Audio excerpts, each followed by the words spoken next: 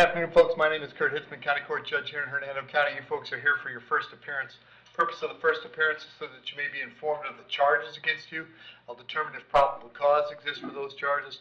Probable cause simply means it's more likely than not that a crime has occurred, more likely than not that you're the person who committed that crime. Of course, as you stand before me this afternoon, I presume that you're innocent to these allegations. That presumption of innocence will stay with you for every stage of the proceedings unless and until the state attorney's office is able to prove the charges against you beyond and to the exclusion of a reasonable doubt. We'll set your conditions of pretrial release this afternoon. That is your bail or your bond. In most cases, you've had a bond set already pursuant to the bond schedule here in the 5th Judicial Circuit, or the warrant which led to your arrest. I'll determine if that bond should be raised or lowered or left the same, or whether there'll be additional conditions of pretrial release placed upon you. We'll let you know when your next court date will be. If you'd like to have the services of the public defender, I'll gladly appoint the PD to represent you this afternoon. You do have a right to have contact with folks on the outside, family, friends, counsel. Finally, and most importantly, you're advised that you have an absolute right to remain silent with regard to the facts which surround your arrest. I encourage you to do that. These proceedings are recorded. In addition, there is an assistant state attorney in the courtroom with me now. If you say something that tends to incriminate you, they will use it against you in the prosecution down the road.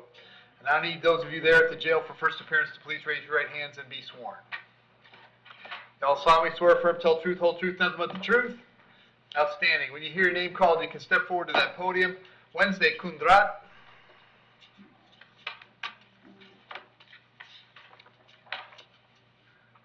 Want to miss what's your date of birth? August 12, 1973. All right, now we've got an aggravated battery being domestic in nature. There's probable cause for the charge. As to that charge, you're going to represent yourself. You're going to hire private counsel. Would you like me to appoint the public defender? Public defender, please. I'll appoint the public defender. State any history. Your Honor, she does have a dropped domestic battery in 2002. I can tell the court I did get some more information from the sheriff's office on this case, and the victim is in the courtroom. Did the victim want to be heard? Yes. Come on forward, sir. Can you raise your right hand for me, sir? Solemnly swear, affirm, tell the truth, whole truth, nothing but the truth. I do. State your name. My name is Mark Kundrat. All right, Mark, what do you want to tell me? Well, I wanted to say that prior to this, her pouring alcohol on me and lighting me on fire, just the night before, she threatened me with an ice pick. Prior to that, it was knives and everything else. Okay. You know, so I don't know what bond is going to be on this. Whatever it is, probably not going to be enough, but I'm in fear for my life. Okay. After this. I'm not surprised, given what I read. You know? All right. All right, very good. Have a seat, sir. We'll finish this up for you, all right? And before you go away, Mark, are you guys living at the same house? Yes. Okay, thank you. And Wednesday, are you working these days? I have been a housewife for 15 years, and may I say that he has verbally, mentally, and emotionally Okay. abused me. Ma'am, this is the public defender. I would tell you to stop talking, okay? Okay.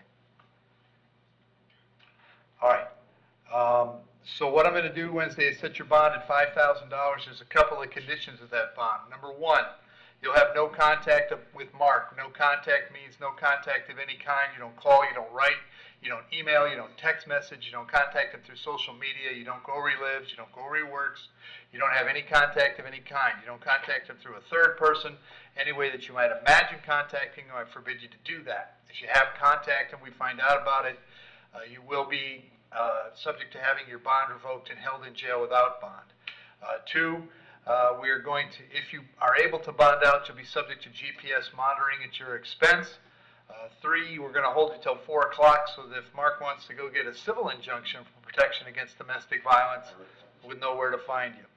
As to that home that you guys share, you can't go back there now. You're allowed to go back one time to collect your clothes, your toothbrush, whatever you need. However, to accomplish that, you must contact the sheriff's office first. They would arrange a time to meet you there so you could pick up your clothes and get going where you're going. I'll have you back in court on October 20th. If you bond out, it's very important that you contact the public defender right away, okay? Yes, sir. Thank you.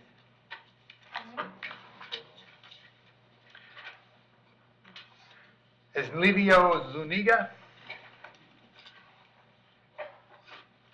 Yes, sir. Afternoon, sir. What's your date of birth? 9782. All right. I have a warrant for you signed by Judge Toner. He found probable cause for a violation of probation. And we also have a resisting without violence. There's probable cause for that. As to your charges, you want to represent yourself. You're going to hire a private counsel. Would you like me to appoint the public defender? Public defender. I'll appoint the PD. The bond on the violation of probation is no bond. I can't change that. I'll have you back in front of Judge Toner on October 20th. On the resisting, I'll set the bond at $1,000. That case will be back on the 12th of October. The folks from the public defender's office are going to come see you at the jail before your court dates, okay? Yes, sir. Thank you. Thank you. And Michael Pino, or Wayne Pino, excuse me. Yes, Your Honor. Morning, sir. What's your date of birth? 12/18/1948. I have a violation of an injunction. There's probable cause for the charge. As to that charge, you wish to represent yourself. You're going to hire a private counsel. Would you like the public defender? Your Honor, I had nowhere to go. That was my last stop. Okay, I asked you if you would like to represent yourself. You're going to hire a private No, counsel. Would you like a public Public defender? defender, please. There you go. State any history? Yes, Your Honor, he has 4 prior violations of injunction against the same victim. Your Honor, on 9/15 of 22, he was found incompetent in felony court in regard to his stalking. And that was, 5 days ago. I do believe the victim's Okay, does she want to be heard? Always. No, sir. And Your Honor, if I Thanks. may, I actually spoke with Ms. Pino this morning. I did represent Mr. Pino in the felony that was prosecutor? dismissed last week. He was then escorted over to Springbrook. I could not get anybody Who's in from Springbrook? Springbrook to call me so I could give them more information about Mr. Pino. Obviously, they let him out. From speaking with Mrs. Pino, who is his ex-wife now, supposedly somebody either from Springbrook or somebody who may have been in the parking lot at Springbrook drove him home. If I had known he was getting released, I would have called DCF, Your Honor. DCF would not do anything while he was in the jail. He was in the jail from November 21st, I believe, of last year until last Thursday. I would be asking the court to ROR him.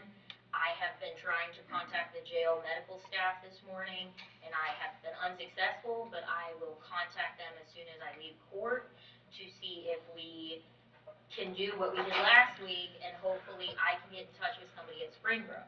So I'll tell you what, I'm going to set a bond right now. Okay. But if you get something concrete set up with DCF, Okay. then come see me and we'll talk about it. Yes, sir. Okay?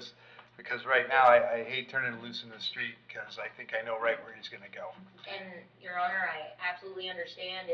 We've been dealing with this case since November. Yep. I've been very honest and open with Mrs. Pino and with the Assistant State Attorney regarding this case, and we were hoping this wouldn't have happened. Okay, right, and it did. Yes. But fortunately, this is my case. It's going to stay my case. So if you get something concrete, grab somebody from the state, come see me, make sure Ms. Pino knows what's going on. And we'll see what we can do. For today, I'm going to set a bond of $5,000. Condition is no contact with Ms. Pino and GPS monitor if he's able to bond out. He'll be back in front of me on the 12th of October. Shannon Marie, let me know if anything changes, all right? Yes, Your Honor. All right? Thank you. Very good. Thank you. Thanks, Joe. Thank you, Your Honor. And Your Honor, is his return date 10/12? 10/12, yeah. Okay.